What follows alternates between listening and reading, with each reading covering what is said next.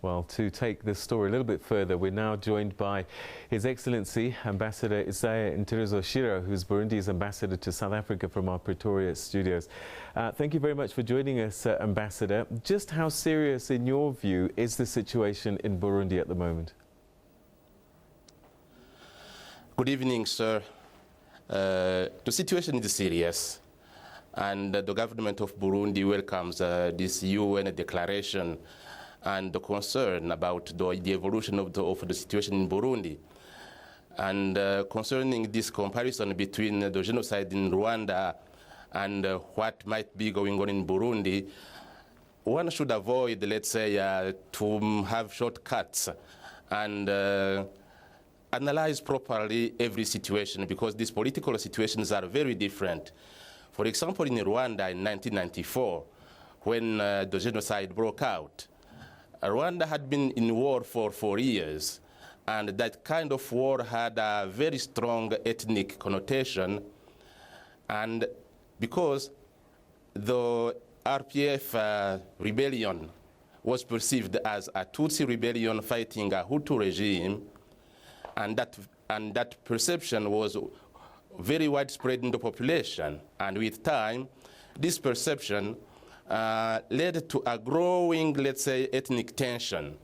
So when President Habyarimana was killed in 1994, the genocide was committed, and we do understand that the international community is concerned about what happened, and is, let's say, feeling still guilty about what happened in that time when it was unable to do anything to stop it or prevent it.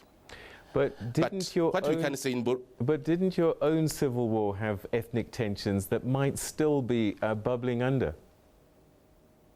No, there is no public, let's say, connotation in what's happening in Burundi, because what's going on is that, in fact, the government is facing, let's say, isolated armed groups which are, let's say, confined in a very, very few sub-cities in the capital city in Bujumbura. And this armed group cannot be said they are from this ethnic or this ethnic group. So what's going on in Bujumbura cannot be qualified as an ethnic problem.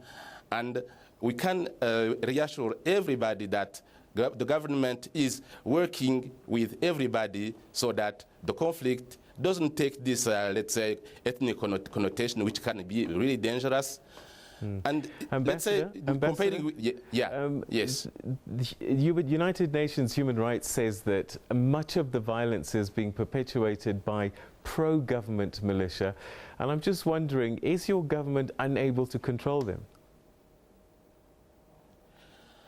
I should first of all recall that there is no pro-government militia, because we have every political party which have a youth league, and what is called, let's say, a pro-government militia is in fact the ruling party youth league, and that one is under control of the ruling party, and it is not a militia because they are not armed.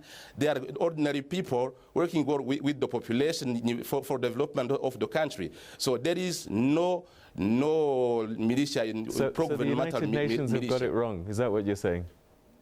Yes. In fact, they are basing their analysis on, let's say, false information, because which are spread by those people from opposition parties. Because since the beginning, Burundi government has been engaging with those opposition parties in this, let's say, negotiations and dialogue process before the elections and so on. And what was observed is that these leaders from the opposition, really, because they did not have support let's say, in the population, they try to find ways to get a way to enter in the government. And when they are spreading this false information about a coming genocide, or let's say militia being armed by the government. Perhaps you can help us then. Who then is killing these people who are purportedly supporting the opposition? Somebody is killing them. Who's doing the killing? really nobody can say, because now the investigations are still are still undertaken. So nobody can say who is killing who, because when someone dies, it is difficult to say he is from this party or this party. We have people from the ruling party which are killed. We have other people, ordinary people from other parties which are killed. So it is very difficult to say this one is killed by this and this one is killed by this. There is a problem of, let's say, clashes between those armed groups and the police, which can be, let's say, result into some casualties or death in the police or in those militias. Ambassador, the United Nations says that you're at a very critical juncture at the moment and that things can go horribly wrong unless something is done. 250 people have been killed since April, and 200,000 have fled to neighboring states. What is the government doing to arrest that and bring back normality to the country? First of all, I should recall, let's say, the genesis of this phenomenon, because when we were preparing for elections, we experienced really a situation where the opposition parties were not collaborating. And opposition leaders were ready to go and demonstrate and disrupt the electoral process. So when His Excellency Nkurunziza was, let's say, nominated for as a presidential candidate, we saw these opposition leaders who, instead of taking the issue before the Constitutional Court, as it is, let's say, as it provisioned in the Constitution, they took the people to the streets. And that's against the law.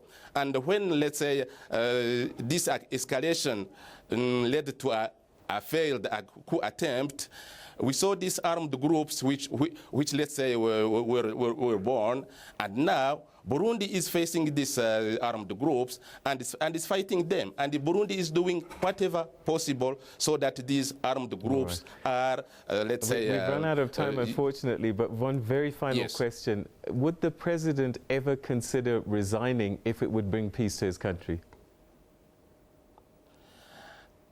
For the moment, this is an option which is not on the table, because the president has been elected and he has been lawfully, let's say, elected because the Constitutional Court assured that he had the right to run for this term. So the question of stepping down is not considered for the moment. All right, and that's where we'll leave it. Thank you very much indeed, Your Excellency, for joining us and giving us an update on the situation in your country. A very good night to you, sir. Good night. It was a pleasure for us.